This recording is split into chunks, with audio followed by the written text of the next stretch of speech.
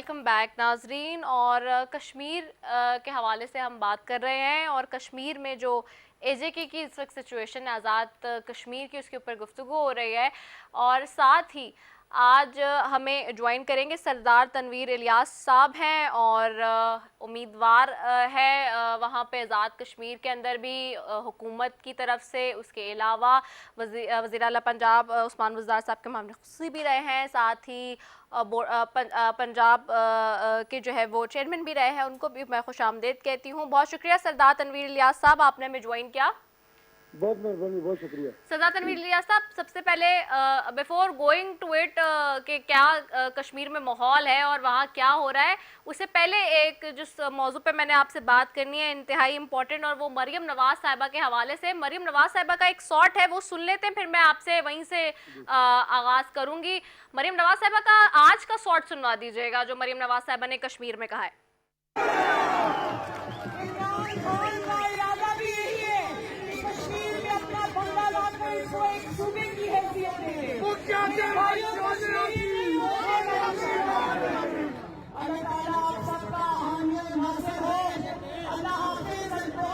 मरियम नवाज साहिबा का कल वाला शॉट भी सुनवा दीजिए इसी हवाले से। और मकबूजा कश्मीर और पाकिस्तानी कौम ये सुन ले, इमरान खान ये कश्मीर का इलेक्शन नहीं जीतना चाहता, वो यहां पर अपना वजीर आजम इसलिए लाना चाहता है क्योंकि वो कश्मीर को सूबा बनाना चाहता है। और ये भी मैं बता दूं कि मैं जहां जहां गई एक ही नारा लगा, बच्चा बच्चा कट मरेगा, कश्मीर सूबा नहीं बनेगा। तुम कश्मीर को सूबा बनाकर कश्मीरियों से उनकी शनाख्त और उनका तशख्खुस और उनकी आजादी छीनना चाहते हो। कौम तुम्हें अच्छी तरह समझ गई है। और जी, तो मरियम नवाज साहिबा जो है एक बड़ा एलिगेशन लगा रही हैं, बार बार बात कर रही हैं, कश्मीर को सूबा बनाए जाने की कोशिश की जा रही है। तो सरदार तनवीर इलियास साहब, सबसे पहले यहीं से शुरू करेंगे, मरियम नवाज साहिबा के इस एलिगेशन से क्या वाकई ऐसा कुछ होने जा रहा है कश्मीर के अंदर? ये है कि मरियम नवाज की हिस्ट्री है झूठ बोलने के हवाले से और झूठ को आगे प्रोपोगेट करने में बड़ी माहिर है। इनसे पूछना ये है कि बेसिकली ये बताएं कि कलभूषण यादव जो एक लेफ्टिनेंट कर्नल रैंक का आदमी हिंदुस्तानी जासूस हमारे मुल्क के अंदर पकड़ा गया, इनकी मर्करी की आदतों में से किसी एक आदमी ने उस जो लेफ्टिनेंट कर्नल रैंक का आदमी था एक सिंगल स्टेटमेंट कभी नहीं दी। मरियम नवाज साहिबा को ये याद रखना चाहिए कि उनकी अपनी बेटी की शादी में एक हिंदुस्तानी बहुत बड़ा डेलीगेशन और वो मुल्क जो इस पूरे खित्ते और आलमी अमन को दाव पे लगा चुका है, इनके घर उतरे। और आपने देखा कि पाकिस्तान में दुनिया की हिस्ट्री में बगैर वीजे के एयरपोर्ट से डायरेक्ट हलीज के जरिए इन लोगों को जाती उम्रा ले जाया गया। आप ये देखें कि ये जो हिंदुस्तान के साथ इनके ताल्लुकात थे, आज इनको कश्मीर याद आ रहा है। मुझे ये बताइए कि इमरान खान साहब ने ये कहा कि कश्मीरी फैसला करेंगे अपनी किस्मत का कि क्या होना है। कश्मीरी ये कह रहे हैं कि हम पाकिस्तानी हैं, पाकिस्तान हमारा है। वो पाकिस्तान के झंडे के अंदर दफन होते हैं। हमारी माएँ बहनें पाकिस्तानी झंडे में बाहर निकलती हैं। तो मरियम नवाज साहिबा और इनकी पार्टी ने हमेशा अपनी तजारत के लिए, अपने स्टील के बिजनेस के लिए इन्होंने चश्म पोशी की, इन्होंने कश्मीरियों से गद्दारी की, जबकि ये खुद दावा करते हैं कि हम कश्मीरी हैं। लेकिन सबसे ज्यादा अगर ज्यादती की तो इन लोगों ने कश्मीरियों के साथ की। इसलिए हम जो समझते हैं कि इनके पास बेचने के लिए कुछ नहीं है, इनके पास कहने के लिए कुछ नहीं है। PMLN की गवर्नमेंट थी आजाद कश्मीर के अंदर, जो अभी 29-30 जुलाई तक वही गवर्नमेंट रहेगी। आप बताइए कौन से ऐसे काम किए जिसकी बुनियाद पर ये इलेक्शन कैंपेन करना चाहते हैं। अब एक ऐसा झूठ लेके आ गए कि जी सूबा बनाने जा रहे। भाई क्यों सूबा बनाने जा रहे हैं? क्यों कश्मीर सूबा बनेगा? सूबे की रिक्वायरमेंट क्यों है? तो मैं ये समझता हूँ कि इनकी हिस्ट्री है कि ऐसी बेपर की उड़ा के कुछ सस्ती शोहरत के लिए ट्राई करते हैं, लेकिन अब लोग इनको पहचान चुके हैं। अच्छा, ये क्यों हमें ऐसा फिर नज़र आ रहा है सरदार तनवीर इलियास साहब कि आज़ाद कश्मीर इंतखाबात की जो पूरी मुहिम चल रही है उसमें मसला कश्मीर पर सियासत क्यों हो रही है? देखिए, मसला कश्मीर पे तो सियासत होनी नहीं चाहिए, लेकिन जो मसला कश्मीर है, जब तक कश्मीर आज़ाद नहीं हो जाता वो पाकिस्तान के जिस्म मुकम्मल नहीं हो सकता। क्योंकि कश्मीर के बगैर हमारा जिस्म अधूरा है। और वो कश्मीरी जो हमारे झंडे में दफन होते हैं, वो कश्मीरी खुद बाई देयर चांस ये कह रहे हैं कि हम पाकिस्तानी हैं, पाकिस्तान हमारा है। उनकी जब तक उनको ये उनके राइट्स नहीं मिल जाते, आज़ादी नहीं मिल जाती, हमें जदोजहद करनी होगी। लेकिन ये जो चीज़ लेके आ गए कि जी सुबह बन रहा है, कौन सुबह बना रहा है, क्यों सुबह बना रहा है, तो ये मैं समझता हूँ कि ये ऐसी चीज़ें। लेकिन देखिए कश्मीर अच्छा, के मतलब लिए प्राइम आपको मिनिस्टर के हमेशा, दिमाग में ऐसी कोई बात नहीं है, यानी कि जो मरियम नवाज साहब एलिगेशन लगा रही हैं सूबे के हवाले से? इससे बड़ा झूठ इस सदी में नहीं होगा। लेकिन ये पहले भी आपने देखा कि जी। इन्होंने ये फरमाया था कि लंदन तो क्या, मेरी पाकिस्तान में भी कोई जायदाद नहीं। देखिए बात ये है कि सारी दुनिया को पता है कि जो लीडर होते हैं ना, उनको अपनी वैट और उसकी क्रेडिबिलिटी का कम अज़ कम ख्याल रखना चाहिए, तो तसव्वुर रखना चाहिए कि यार ये क्या हो रहा है। आप कल दोबारा जब इन लोगों के सामने एक्सपोज होते हैं जिस तरह माजी में होते रहे, भाई सुबह की बात आई कहाँ से, सुबह की बात किधर से आई, कौन सी, किसने इंट्रोड्यूस कराई, ये इनके जहन की इख्तरा है। और आप यकीन जाने कि अगर इनको मौका मिले तो ये सुबह बनाने से गुरेज नहीं करेंगे, इसलिए कि ये हिंदुस्तान को खुश करना चाहते हैं। हिंदुस्तान को खुश करने के लिए कुछ भी कर सकते हैं। हिंदुस्तान के अंदर 27 करोड़ बसने वाले लोग, जिनको आज हिंदुस्तानी हुकूमत कह रही है कि अपना सर्टिफिकेट दिखाओ कि तुम इस जगह के रहने वाले हो, इन्होंने उन मुसलमानों से भी गद्दारी की, पाकिस्तानियों से भी गद्दारी की, कश्मीरियों से भी गद्दारी की, सिर्फ हिंदुस्तान के साथ अपने कारोबारी मरासम के लिए और अपनी दोस्ती के लिए।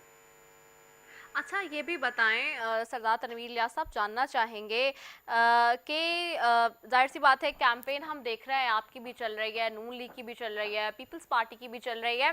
सवाल ये है कि कैसा रिस्पांस देख रहे हैं आप, कैसे समझ रहे हैं? क्योंकि जो जेनरिक एक हम बयान देख रहे हैं लोगों का कि चूँकि जो 2014 में जिस तरह के जलसे होते थे जो कि आप लोग करते थे, ख़ास तौर पे वज़ीर आज़म इमरान खान साहब उस वक्त जब ऑपोजिशन में थे, तो हम ये देखते थे कि काफ़ी चार्ज क्राउड और काफ़ी बड़े जलसे हमने उस टाइम पे देखे। उसके बाद अब कहा जा रहा है कि जो ये आज़ाद कश्मीर के इलेक्शन में जो कैंपेन चल रही है, इसमें क्राउड पुलर अगर देखा जाए तो मरियम नवाज साहिबा हरीफ के तौर पे सामने आई हैं। तो आप लोगों के जो जलसे हो रहे हैं उसमें आप कैसा रिस्पांस देख रहे हैं? क्या लग रहा है पीटीआई कितनी सीटें निकाल लेगी? देखिए बात यह है कि 2016 का इलेक्शन था, उसमें यकीनन इमरान खान साहब आए थे और प्रोग्राम हुए थे, और अब भी इंशाअल्लाह चेयरमैन तहरीक इंसाफ इमरान खान साहब आ रहे हैं।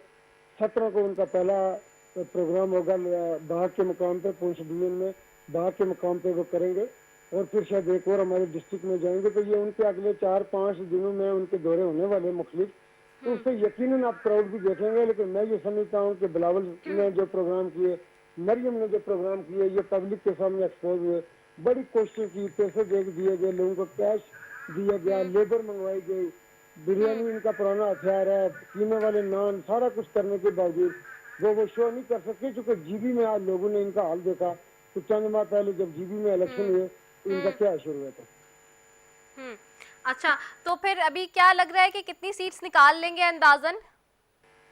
देखिए खुद पीपल्स पार्टी ने ये कहा कि नून की 2 सीटें बनती हैं। अगर पीपल्स पार्टी उनको 2 सीटें दे रही है तो आप इसे अंदाजा लगा लें कि नून को कितनी मिलनी चाहिए सीटें। नहीं, आपको कितनी सीट्स मिलेंगी, आपको क्या लग रहा है? हम तो देखें जो डायरेक्ट इलेक्शन होते हैं आज़ाद कश्मीर में, 33 हल्कों में होते हैं, और फिर 12 हल्के हमारे हैं जो मुख्तलिफ सूबों के अंदर है हमारे, तो वो उसमें हम ये समझते हैं कि इंशाअल्लाह ताला हम जो है ना कोई 35-37 सीटें इंशाल्लाह लेने में, ऑल टुगेदर वफा माजरीन वाली सीटें हों या आज़ाद कश्मीर की जो सीटें, इन सबको मिला के इंशाल्लाह 36-37 सीटें पाकिस्तान तहरीक इंसाफ लेगी।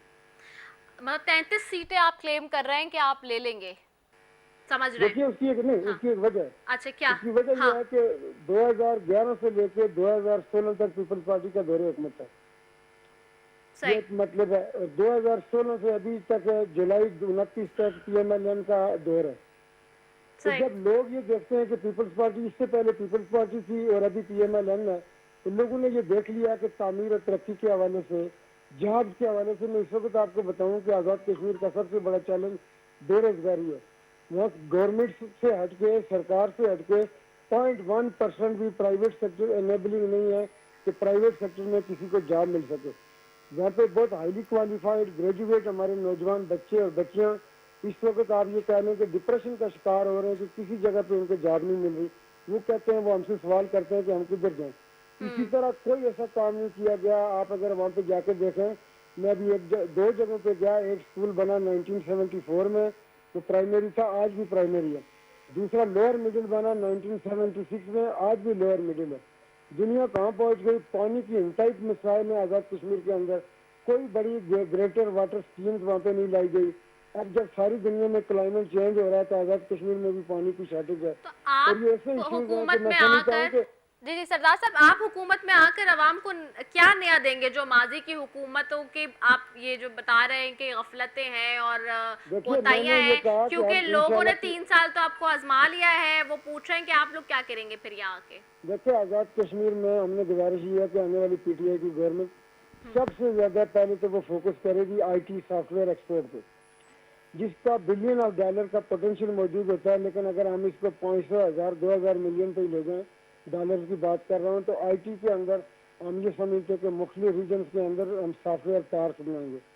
फिर कॉन्सेप्ट ये है कि हम इंशाल्लाह 35 साल टैक्स हॉलीडे इंट्रोड्यूस करवाएंगे कि लोग आके प्राइवेट सेक्टर में काम करें और डेवलपमेंट करें और जिससे लोगों के लिए जॉब्स पैदा हो। तीसरा, आज़ाद कश्मीर में जो सबसे ज़्यादा पोटेंशियल मौजूद है वो टूरिज्म के अंदर है। टूरिज्म पे बिल्कुल काम नहीं हुआ, इंफ्रास्ट्रक्चर ना होने के बराबर है। चौथा ये है कि वहाँ पे काटेज इंडस्ट्री का बहुत बड़ा पोटेंशियल है। काटेज इंडस्ट्री के लिए बड़े एरिया में चाहिए था, तो काटेज इंडस्ट्री बिल्कुल नहीं लगी है, उसको हम इंशाअल्लाह ताला काटेज इंडस्ट्री को लेकर चलेंगे। इससे हटके वहाँ पे खूबसूरत लेक्स, रिवर और अल्लाह की तरफ से ब्लेस कि जो हमारे पास मतलब है ऐसी पीक्स है जिसमें तकरीबन 10-11 महीने बर्फ रहती है, तो उसमें यह कि वाटर स्पोर्ट्स और इस तरह की इंशाल्लाह स्कीमें, तो ये वो सारी चीज़ें हैं कि आप जिससे देखेंगे तो आइंदा आज़ाद कश्मीर किस तरह बदलता है, लोगों के हालात कैसे ठीक होते हैं। अच्छा सरदार साहब, ये भी बताइएगा, सरदार तनवीर साहब, हम देख रहे हैं सोशल मीडिया पर ये कि खबर चल रही है एक, और उसकी वीडियो भी बहुत वायरल हो रही है कि कि अली अमीन गंडापुर साहब को बाग में जो वो जूता फेंका गया है, क्या ये खबर दुरुस्त है? और क्या अली अमीन गंडापुर साहब जो हैं वो खिलाफ वर्जियां कर रहे हैं इस इलेक्शन कैंपेन में, जिस तरह की वो गुफ्तगू भी कर रहे हैं, और जो फिर अब इलेक्शन कमीशन ने जिस तरह से उनके ऊपर केस भी उनका दायर करने के हवाले से कह दिया है अब? देखो ये जो शरारती अनासर होते हैं ना, वो आप मुखालिफिन से प्रोपेगेंडा भी एक्सपेक्ट करते हैं, मुख्तलिफ चीज़ें वो सस्ती शोहरत किसी तरफ अपनी तवज्जो गेन करने के लिए जो अटेंशन सीकर होते हैं वो कुछ ना कुछ करते हैं इस तरह का। इस तरह की चीज़ें क्राउड में, आवाम में, चूँकि आप कोई लोगों को फिल्टर करके नहीं भेज रहे होते कौन जा रहा है कौन आ रहा है, तो इस तरह की चीज़ें आपके मुखालिफिन और स्पेशली अटेंशन सीख करने के लिए, सस्ती शोहरत के लिए छोटे मोटे उल्टे सीधे काम करते हैं। अली अमीन गंडापुर साहब मिनिस्टर है रेलिवेंट कश्मीर अफेयर्स के, तो उन्होंने किसी जगह पे कोई ऐसा काम नहीं किया कि जो इलेक्शन रूल की वायलेशन में आते। आपको पता है आज सेनेट इजलास में बदकलामी की सरकार और गुंडागर्दी की सरकार के नारे चले अली अमीन गंडापुर साहब के कल वाले बयान पे। जो हमारे नॉलेज में नहीं, चूँकि हम इस वक्त हल्का में चूँकि कंपेन हो रही होती है तो यहाँ पे सिग्नल भी इतने नहीं होते, तो वो चीज़ मेरे नॉलेज में नहीं आई। लेकिन जिस तरह मैंने कहा ना कि आप मुखालिफिन से कोई भी अच्छे हथकंडे एक्सपेक्ट कर सकते हैं, कोई भी ऐसी वो चीज़ कर सकते हैं कि जिससे उनको कभी सेनेट के अंदर जाके अगर कोई हंगामा या बदतमीजी करते हैं तो वो भी ज़्यादा से ज़्यादा अटेंशन के लिए ही हो सकता है, इससे ज़्यादा उसकी कोई मैं नहीं समझता कि वैल्यू होगी। अच्छा, आप अभी तक क्या देख रहे हैं सरदार तनवीर इलियास साहब? इलेक्शन मुहिम के दौरान कानून की खिलाफ वर्जियों की बहुत ज़्यादा गूंज सुनाई दे रही है। अब तक क्या खिलाफ वर्जियां हुकूमत और अपोजिशन की तरफ से, क्या दोनों की तरफ से ये जारी हैं, या फिर हुकूमत के ऊपर ही ये एलिगेशन हमारे है? नॉलेज में तो ये है कि हमें सिर्फ और सिर्फ पाकिस्तान तहरीक इंसाफ के लोगों को नोटिस भेजे जा रहे विदाउट कोई वैलिड रीजन। तो हमें नहीं सुनने में आया कि PMLN को भी कोई नोटिस मिला उनके कायदीन को या लीडर को या जो लोग इलेक्शन कॉन्टेस्ट कर रहे हैं, वो हमारे इल्म में नहीं आया। तो आपका ये गिला है कि खाली आप ही को मिल रहा है, यानी कि? जी बिल्कुल बिल्कुल, हम ये समझते हैं कि पाकिस्तान तहरीक इंसाफ के लोगों का टाइम ज़ाया किया जा रहा है और उनको खामखा उलझाया जा रहा है। अच्छा ठीक है, बहुत शुक्रिया सरदार तनवीर इलियास साहब आपका। और नाजरीन, यहाँ एक ब्रेक लेते हैं, ब्रेक के बाद वापस आ रहे हैं। Stay tuned.